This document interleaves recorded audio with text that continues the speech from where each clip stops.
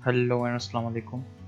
तो यार आज की जो वीडियो है वो एक स्कॉलरशिप के हवाले से है जो कि थाईलैंड स्कॉलरशिप नाम है इसका, दी थाईलैंड गवर्नमेंट स्कॉलरशिप यानी TIPV। और ये एक फुली फंडेड स्कॉलरशिप है जो कि मास्टर डिग्री के लिए है, जो कि मुख्तलिफ प्रोग्राम्स हैं इसमें। इसमें जो है टोटल 24 यूनिवर्सिटीज़ हैं। तो इसके हवाले से आज अभी इस वीडियो में पढ़ेंगे। अगर सब्सक्राइब नहीं किया तो प्लीज़ सब्सक्राइब करें, लाइक करें और दोस्तों के साथ शेयर करें ताकि उनको भी फ़ायदा हो, आपको भी फ़ायदा हो। और नई नई स्कॉलरशिप की और ऑनलाइन कोर्सेज़ की और दूसरी चीज़ों की वीडियोस आपको मिलती रहें। तो चलिए वीडियो शुरू करते हैं। तो ये जो स्कॉलरशिप है, जैसे कि मैं आपको बताया कि थाईलैंड गवर्नमेंट स्कॉलरशिप है, मास्टर्स के लिए है। और कुछ यूनिवर्सिटीज़ के लिए अनलिमिटेड स्कॉलरशिप्स हैं। मतलब वो बहुत सारे स्टूडेंट्स लेंगे, उनकी कोई मतलब फिक्स्ड वो नहीं है, नंबर नहीं है। कुछ स्कॉलरशिप हैं जो यूनिवर्सिटी की हैं वो फिक्स्ड हैं। तो आगे चल के देखेंगे कि कौन से जो है वो जिसमें किन यूनिवर्सिटियों में कम सीट्स हैं और किन में बहुत ज़्यादा सीट्स हैं।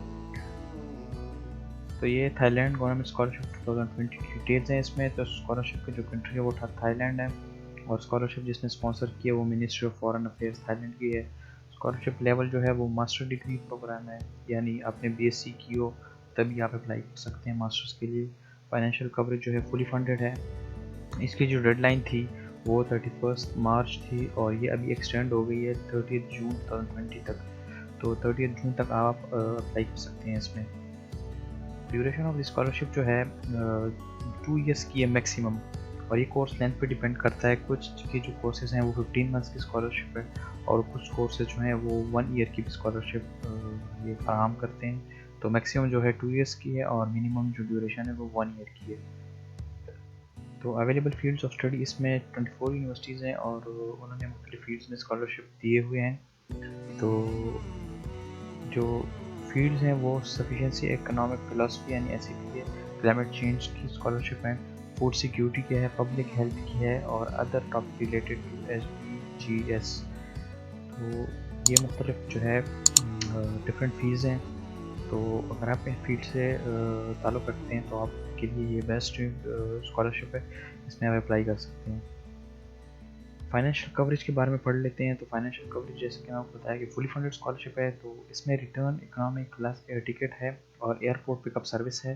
डोमेस्टिक ट्रैवल है थाईलैंड में जो डोमेस्टिक ट्रैवल होगा वो ये लोग पे करेंगे। और लिविंग अलाउंस आपको 7000 BST बाह शायद कहते हैं उसको, तो ये करेंसी है थाईलैंड की। और वो पर मंथ आपको 7000 बाह देंगे लिविंग अलाउंस की। एकोमोडेशन की आपको 7000 वो भी मिलेगी पर मंथ रीजनल प्रोविंस में, और 9000 per month in Bangkok and Phuket. अगर आप किसी यूनिवर्सिटी में अप्लाई करते हैं जो बैंकॉक या फुकेट में है तो वो ये आपको 9000 अलाउंस देंगे पर मंथ के। और अगर आप कोई रीजनल और कोई प्रोविंस यूनिवर्सिटी में अप्लाई करते हैं तो 7000 मिलेंगी। Settlement money 6000 on the first arrival. जैसे ही आप वहाँ पहुँचेंगे तो आपको 6000 जो है ये फराहम करेंगे। बुक्स अलाउंस जो है 10,000 बात पर ईयर। तो 10,000 रुपीज़ पर ईयर आपको बुक्स अलाउंस मिलेगी, जिसमें ओनली 4 सेमेस्टर और मास्टर डिग्री हैं। मतलब अगर आप 2 ईयर्स के हैं तो आपको टोटल जो है 2 ईयर्स का 20,000 बात मिलेगी। और थीसिस अलाउंस आपको मिलेंगी, ये 20,000 है कंपल्सरी फील्ड वर्क के लिए और डाटा कलेक्शन के लिए। और lump sum amount of 20,000 for thesis printing के लिए 25,000 मिलेंगे। और इंडिपेंडेंट स्टडी प्रिंटिंग के लिए आपको 8,000 मिलेंगे। ट्यूशन फ़ी जो है tuition fee will be directly reimbursed from TIC except equipment insurance fee transcript and certificate fee. तो जो ट्यूशन फ़ी है वो आपको नहीं मिलेगी, वो जो है जिसने स्पॉन्सर की है तो वो डायरेक्ट यूनिवर्सिटी को पे करेंगे। मतलब आपको पे नहीं करेंगे, आपका जो है ये ऑलरेडी हो जाएगा। और हेल्थ और मेडिकल कवरेज भी है इसमें। तो रिस्ट्रिक्शन कौन कौन लोग इसमें अप्लाई मतलब रिस्ट्रिक्शंस हैं अगर अप्लाई करते हैं आप तो आप पे कौन कौन से रिस्ट्रिक्शंस होगी। तो वो ये है कि ये फुल टाइम है। मतलब ऐसा नहीं है कि आप वहाँ जाके अपना कोई प्रोग्राम चेंज करते हैं, जो जिसमें आपने अप्लाई किया वो आप चेंज नहीं कर सकते, स्टडी प्लान चेंज नहीं कर सकते। और स्टडी फुल टाइम है और दूसरी जो है ये आप कोई पार्ट टाइम जो है जॉब वो आप नहीं कर सकते, और कोई फैमिली मेम्बर आपके पास आपके साथ वहाँ नहीं जा सकते स्टे करने के लिए। एलिजिबिलिटी क्राइटेरिया के बारे में देख लेते हैं। तो एलिजिबिलिटी क्राइटेरिया जो है ये candidate must be an international student. तो कैंडिडेट जो है वो इंटरनेशनल स्टूडेंट होना चाहिए, थाईलैंड का नहीं होना चाहिए। और ये जो सेकंड जो पॉइंट है ये इन्होंने कुछ एलिजिबल कंट्रीज़ की लिस्ट दी है। तो मुख्तलिफ कंट्रीज़ हैं उसमें, तो सिर्फ वही कंट्री वाले इसमें अप्लाई कर सकते हैं। और उसमें इसकी लिंक मैं आपको डिस्क्रिप्शन में दे दूँगा, आप चेक कर सकते हैं। लेकिन पाकिस्तान जो है, पाकिस्तान इस लिस्ट में शामिल है, तो पाकिस्तान के स्टूडेंट्स इसमें अप्लाई कर सकते हैं। और कैंडिडेट के पास एक बैचलर डिग्री हो ज़रूर होनी चाहिए, क्योंकि ये मास्टर्स का प्रोग्राम है।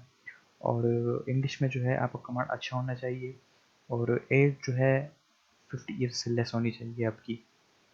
तो रिक्वायर्ड डॉक्यूमेंट जो है ये थाईलैंड का स्कॉलरशिप एप्लीकेशन फॉर्म है, उसका भी मैं लिंक दे दूँगा, और वो भी आप डिस्क्रिप्शन में देख लें।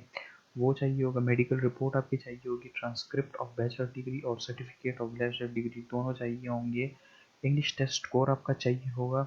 अगर इसमें मैं आपको एक बात बताता चलूँ कि अगर आप किसी ऐसी यूनिवर्सिटी में पढ़ें जिसकी फर्स्ट लैंग्वेज प्रायोरिटी इंग्लिश नहीं हो, तभी आपको आइल्स या टॉफिल देना पड़ेगा। तो अगर पाकिस्तान में ज़्यादातर यूनिवर्सिटी की फ़र्स्ट प्रायोरिटी जो है वो इंग्लिश है, तो आप इंग्लिश प्रोफिशिएंसी सर्टिफिकेट अपनी यूनिवर्सिटी से ले सकते हैं। और उसके उसके अगर आपको मिल जाती है तो आपको फिर टॉफिल या आइल्स की ज़रूरत नहीं पड़ेगी। और अगर वो नहीं मिलती या अलाउ नहीं करते वो, या फर्स्ट लैंग्वेज इंग्लिश नहीं है, तो आपको टॉफिल या आइल्स देने पड़ेंगे। और फिर जो है रिकमेंडेशन लेटर एटलीस्ट 3 पीपल, 3 जो आपके प्रोफेसर्स होंगे वो 3 एटलीस्ट 3 रिकमेंडेशन आपको देने पड़ेंगे इनको। और दिस प्रपोजल और कुछ अदर डॉक्यूमेंट्स जो यूनिवर्सिटी आपसे रिक्वेस्ट करेगी, अगर आप आगे जाएंगे फॉर्म फिल करेंगे वगैरह, तो जो रिक्वेस्ट यूनिवर्सिटी करेगी आपसे, हर यूनिवर्सिटी की अपनी रिक्वेस्ट होती है और अपने कुछ वो होते हैं फॉर्म्स वगैरह उनको चाहिए होते हैं। तो दिस प्रपोजल और वो अदर डॉक्यूमेंट्स आपको फिर देने पड़ेंगे। तो ये जो है ये एक पीडीएफ फॉर्म में है, ये पूरा स्कॉलरशिप के हवाले से पूरी गाइडलाइन है। तो अगर आपको ये चाहिए तो ये भी मैं आपको डिस्क्रिप्शन में इसका लिंक मिल जाएगा। तो ये जो मैंने आपको जो बातें बताई हैं, तो ये सारे ये सब की समरी है। तो इसमें जो है क्वालिफ़िकेशन है फर्स्ट, तो ये क्वालिफ़िकेशन है आप देख लें। दूसरा जो है प्रोसीजर है इसका एप्लीकेशन सबमिशन का, तो वो भी इसमें पूरा डिटेल से दिया गया हुआ है। और सिलेक्शन ऑफ कैंडिडेट्स कैसे होगा वो भी दिया गया हुआ है। और कंडीशन फॉर अटेंडेंस जो है वो भी दिया गया हुआ है इसमें। और बेनिफिट ऑफ अवॉर्डीज़, और जिनको स्कॉलरशिप मिलती है उनके कौन कौन से बेनिफिट्स होंगे, तो वो भी यहाँ पे पूरा दिया गया हुआ है। तो लिंक डिस्क्रिप्शन में होगी, आप वहाँ पर क्लिक करके इस पेज पे आ जाएंगे। अगर आपने डाउनलोड करना है तो ये देखें एरो का निशान है, और उस पर क्लिक करके डाउनलोड हो जाएगा। तो इसको आप पूरा पढ़ लें। और फिर चलते हैं अभी स्कॉलरशिप की जो लिंक है, जो फॉर्म लिंक है उधर चलते हैं। तो ये जो है थाईलैंड इंटरनेशनल कोऑपरेशन एजेंसी की जो है ये पेज है उनका, वेबसाइट है उनकी। तो यहाँ पे आप देख रहे हैं, यहाँ पे जो है थीम्स जो हैं ये सारे जो जिस प्रोग्राम्स हैं, मुख्तलिफ प्रोग्राम जो है मैंने आपको बताए हैं, तो वो सारे यहाँ पे मेंशन है। और उसमें जो फिर कोर्सेज हैं वो भी मेंशन किए गए हैं। इनकी जो है यूनिवर्सिटीज़ भी है, एकेडमिक इंस्टीट्यूशन जो हैं वो भी मेंशन किए गए हैं, और ड्यूरेशन भी मेंशन की गई है। और ये पूरा आप देख सकते हैं। अगर आपने फॉर्म पे जाना है तो फॉर्म यहाँ पे है, आप देख लेंगे लेफ्ट में TIPP एप्लीकेशन फॉर्म, यहाँ पे आप क्लिक करेंगे तो एप्लीकेशन फॉर्म पे आ जाएंगे। और यहाँ पे क्लिक करते हैं तो डाउनलोड हो जाएगी, ये देखें। तो फिर इस पर क्लिक करने के बाद ओपन हो जाएगी एप्लीकेशन फॉर्म।